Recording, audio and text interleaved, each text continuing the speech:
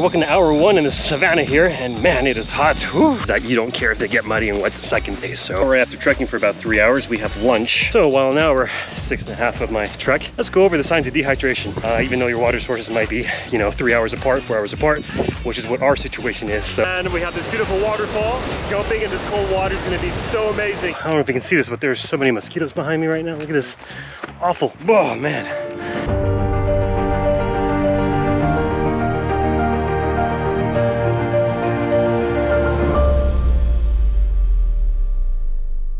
Alright, good morning, day 4, and we slept in hammocks last night. It is a bit uncomfortable, honestly, for me. I'm used to sleeping face down, so here you slept like this and your shoulders are pushed in front of you, so not exactly the most comfortable sleep, but you get used to it after a while.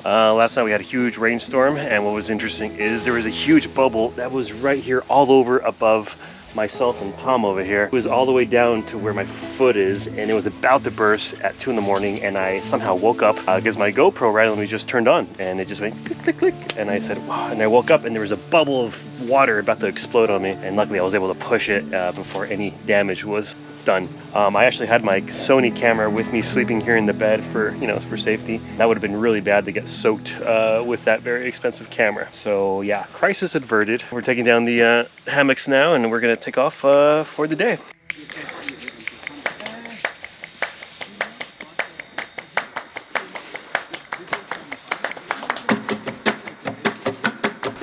All right, we are back up on the trail, and yeah, the scenery has changed a little bit from the jungle. We're doing a little bit more, we call it Savanna here. Yeah, not sure what to expect today. We got a waterfall apparently. Not a strenuous hike as yesterday. Here we are, day 2 in the jungle. It's gonna be awesome. Also, the best thing about getting your boots entirely muddy and wet the first day is that you don't care if they get muddy and wet the second day. So I'm just walking over everything, don't care.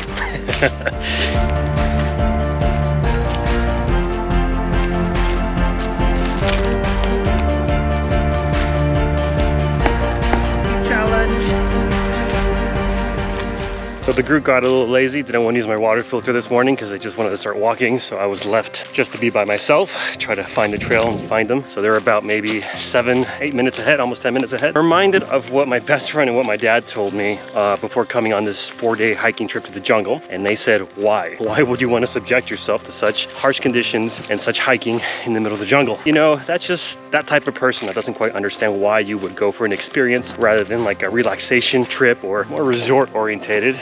Which is what they both are more inclined to doing because they work a little different than I do. Nothing wrong with it, but that's just the way they are. So my answer to them and anybody who wonders why you put yourself in these conditions and experiences and circumstances is because I can. It's a challenge. Mentally, physically, spiritually. You want to get out here, you want to listen to the sounds of nature. You want to see and experience how people live here. I want to see how the cultures are. That interests me. I go beyond my comfort zone. I've gotten too comfortable because of COVID, lack of traveling, lack of getting out there, doing new things. That time has gone really, really fast on my biological clock, because there's a trick to being young and youthful. Remember when you were a very young age and you were doing things for the very first time and time seemed to go very, very slow? That's because you're doing new things all the time. When you're older as an adult, you get stuck on routine. The trick is not to get stuck on routine and do new things all the time. So travel and adventurous stuff like this is a great way of trying to stay as young as you can and slow down that clock that is just ticking for all of us. Just do new things all the time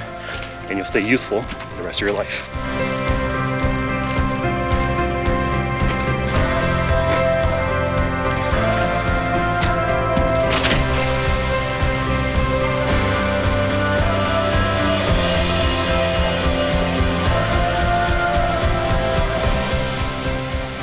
All right, after trekking for about 3 hours, we have lunch made for us, which is nice from the last camp. It is chicken, rice, and what is, I think, couscous with some vegetables and cabbage.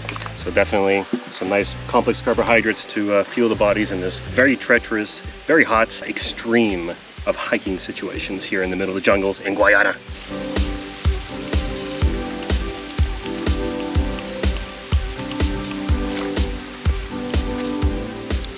On the hour 4.5 here in the jungle, and yeah, it's starting to get really intense. By this time of day, it's already 1:30. We've been walking since 9:30, and yeah, all the salts, all the electrolytes are just depleted from the body, so you got to replenish those. The food only does so much. Haven't stopped sweating from the moment I woke up. It's very, very intense. It's very, very hot. As you can see, my beard just drips sweat. It's pretty intense. It's not for everyone. Overheating is a big issue. Dehydration is a big issue. The water purification system just broke, so I'm drinking stream water now, which should be fine. Day 2 barely, hour 4.5. Got another 2.5 hours today, and I'm telling you, this backpack with 40 pounds, 35 pounds of gear is the worst thing I could have done, but then I couldn't bring a drone, couldn't bring a camera, couldn't bring extra batteries, couldn't bring all the safety stuff, so it's just part of the sacrifice. All right, let's get going. Also, excuse me for being out of breath every time I talk. It's just that once we start walking, we do not stop except for quick breaks for water and for food. That's it. If I was to stop and take the Sony out every time I wanted to film something, it would not work. We'd be here for 15 hours instead of 6. Then the drone as well just makes it that much more difficult.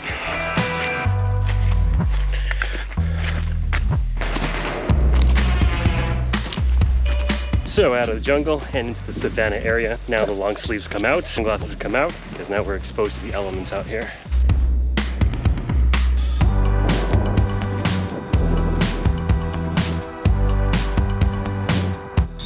All right, welcome to hour 1 in the Savanna here, and man, it is hot. Whew. Direct sun sure adds to the mix. So I saw this open space, and man, is it cool, pretty awesome. And I decided to fly a drone, and man, the view from up there was gorgeous and amazing, and just the vastness of it, and just being out here in the middle of nowhere in Guyana, it's just mind-blowing, really. More people visit Machu Picchu in one day than they do this entire country in 1 year.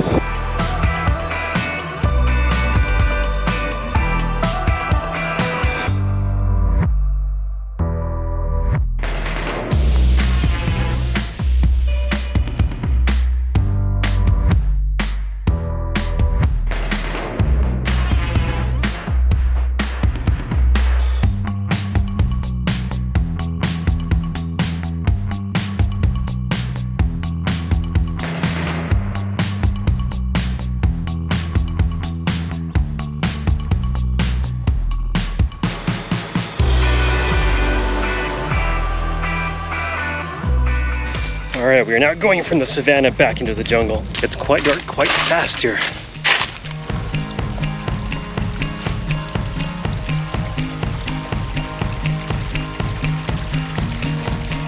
Welcome to hour 6 of our trek.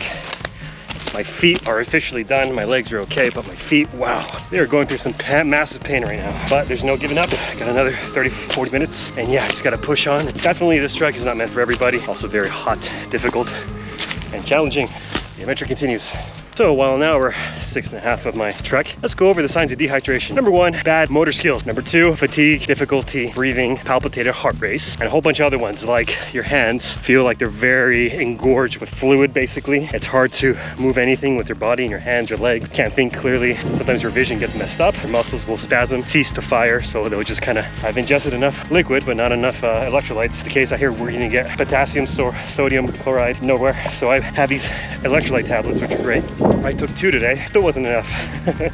And yeah, it's crazy. Always stay hydrated as much as you can, even though your water sources might be, 3 hours apart, 4 hours apart, which is what our situation is. So every stream we see, we fill up. It's one of those survival or die places. You gotta grab water wherever you can and whenever you can. All right, all it took was 7.5 hours hiking, pretty much without stopping for a single second except for food. And yeah, all I can tell you is my feet are killing me. Just 2 days of intense hiking, almost 8 hours every day. It's a lot if you're not training for it, so my feet are just destroyed. Not a lot of people get to do these things because a lot of people can't or don't want to or can't or just make excuses or say one day I'll do it. Carrying everything that you need to survive, eye-opening if you're not used to something like this. It really shows you who you are, shows you what you're capable of, makes you think twice about, makes you appreciate the people around you, makes you appreciate what local people in the community mean and do around this area to make this possible. Up this trek to everybody else. So if you guys are interested, I'll put a link in my description in the video. You can check out the link. You can book your own tour like this. It's quite amazing. Definitely recommend you try it out. Rick, good job. What's up? Good job. Good job. We made it. All right, check it out. We are camped out right above over there, and we have this beautiful waterfall pretty close to our camp. Everybody's doing some bathing back there. I'm about to bathe myself. But man, it is gorgeous. So after a really, really long day of trekking and being hot and sweaty, jumping in this cold water is going to be so amazing. It's like the gift at the end of the day. So it's super incredible finally to have water. So excited.